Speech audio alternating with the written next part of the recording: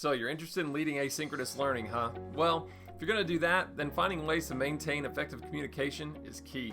In this short video, you're going to learn about the programs that you can use to facilitate communication, and we'll explore what type of information you should consider relaying to learners, particularly if you're leading in a remote learning setting. So, first things first, you need to pick a program or platform that will allow you to effectively communicate with students and their parents. One common way that educators do this is through a learning management system, or LMS for short. Most LMS platforms will allow teachers to share instructional materials, distribute assignments, offer options for administering assessments, and they might even automatically grade some of those pieces for you.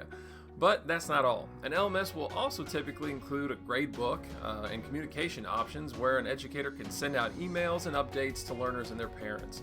The most commonly used LMS platforms are Canvas, Schoology, and Blackboard, with Canvas being the current frontrunner as it records time on task. That helps with remote learning attendance. If your district does not have a universal LMS, or if they offer you the option to pick your own, elementary teachers will often opt to use Seesaw as an LMS tool, and secondary teachers tend to gravitate towards Google Classroom for a similar purpose, even though its features are not as robust as most LMS tools.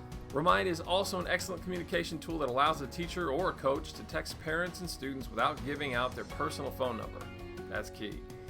In this fast-paced, cell phone-driven world that we live in today, being able to communicate via text message is a great way to remind learners and their parents of significant dates and deadlines, and it's not uncommon for a teacher to use Remind along with a program like Seesaw or Google Classroom as a way to diversify the avenues for connecting with students and their families. Having selected a communication tool, it's now time to create an onboarding resource that will teach students and their parents how to navigate your remote learning procedures.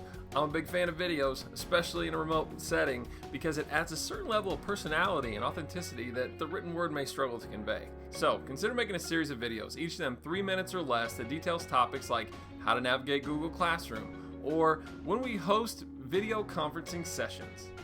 You might also want to add videos that explain things like your grading policies, when grades are typically entered into the grade book, what tech tools the learners will be using, norms and expectations, best ways to communicate with you, and within what time frames you would like to be communicated with. For a checklist of these ideas and more, check out the link in the slide deck. Finally, the step that most educators don't take is finding ways to teach learners how to be successful as autonomous learners. So building in a video or two that would help your students get organized and keep themselves accountable when learning asynchronously is ideal. Once you've made those videos, you need a place to house them, so consider adding them to your class's main page in your LMS or on a Google site, or they could even go into a PDF or Google Doc through a hyperlink. That should be enough to get you started with clearly communicating about your course in a way that will effectively onboard both students and families to your remote learning environment. Thanks for your time and good luck leading asynchronous learning.